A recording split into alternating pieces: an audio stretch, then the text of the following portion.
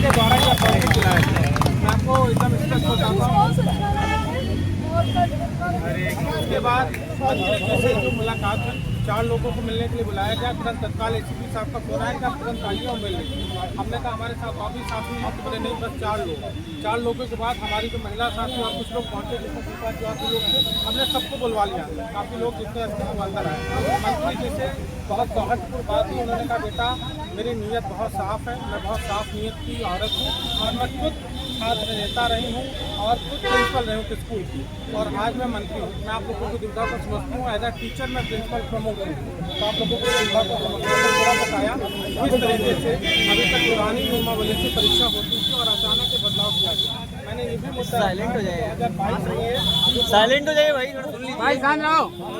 2022 में जो पुरानी नियमावली से परीक्षा हुई थी, अचानक उसमें परिवर्तन कर दिया गया और परीक्षा को बार-बार पोस्टपोन किया गया और अचानक से नियमावली बदल दी गई। तो उन्होंने उनको इस बात की जानकारी नहीं थी। उन्होंने कहा अच्छा, तो उन्होंने कहा कि 5 लोगों का आपका एक प्रतिनिधि जिसमें मेरा नाम लिखा गया है और 1-2 लोगों का नाम लिखा गया है और उनको लेके आपको सचिवालय में आना है और अधिकारियों से बात करनी है। तो हमारी एक सदस्य ने कहा, एक सर ने कहा गया संदीप पाल जी ने कि हम बहुत सारे अधिकारियों से मिल चुके हैं, लेकिन अधिकारी कहते हैं प्लीज साइलेंट हो जाइए।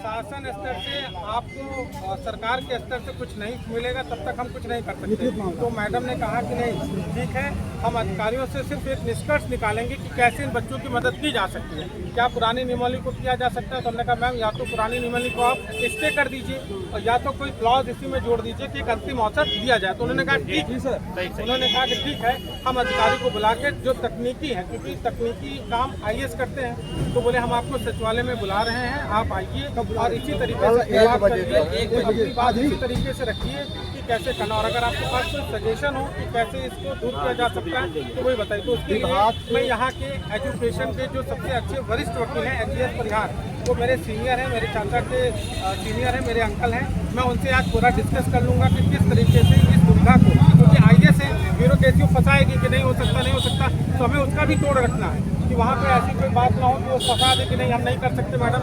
तो हम उनको ये भी बता देंगे, क्योंकि वो कहेंगे NCT का गाइडलाइन है, तो हम बता देंगे कि राज्य जो है शिक्षा सूची जो है वो राज्य का विषय होता है, कंटेंट का विषय होता है। उसमें केंद्र सरकार भी कानून बना सकती है, राज्य अपने कानून बना सकते हैं, तो उसमें ऐसे कोई दिक्कत नहीं आएगी NCT के नॉर्म्स की। और जब 2014 से लेकर 2022 की परीक्षा NCT के नॉर्म्स के बिना हो सकती है, तो आगे की भी परीक्षा हो सकती है। तो आप लोगों को मैं एक चीज़ आश्वस्त करना चाहता हूँ कि मैं अभिषेक सिंह यहाँ अधिवक्ता हाईकोर्ट लखनऊ अपॉइंटमेंट के लिए मैंने पूरे प्रयास किए। दीपा मैम जानती हैं कि जो ACP साहब हैं, जिस दिन आप लोगों ने 28 जुलाई का किया था, मैं तब से उनका फॉलोअप कर रहा था, रोज मिल रहा था सबसे। लखनऊ के जो कमिश्नर हमारे गौबा सर, तरुण गौबा, उन्होंने बहुत मदद की और उन्होंने कहा बिल्कुल आपका मुद्दा ये रखा जाना चाहिए। और मुख्यमंत्री तो हाँ, एक बात और मैडम ने कही कि अगर मेरे पास से ये नहीं हल होता है तो मैं मुख्यमंत्री जी से भी आपको मुलाकात करवाऊंगा। ये बहुत बड़ी बात है। उन्होंने कहा कि मुख्यमंत्री से, तो आप इतना जान लीजिए कि आप मुद्दे के बहुत करीब है। अभी ना कोई नोटिफिकेशन आएगा। मैं दोबारा गया, मुझे पुलिस वालों ने रोका बहुत बदतमीजी के साथ कि कैसे जा रहे हैं। तो उनके जो PRO साहब थे, मेरी उनसे बात हुई, फिर उन्होंने फ़ोन पर मैडम से बात की। हमने कहा मैडम एक चीज़ रह गया कि आयोग को आप बोल दीजिए कि जब तक इस पर हस्तक्षेप नहीं हो जाता है तब तक आप नोटिफिकेशन नहीं जारी करेंगे।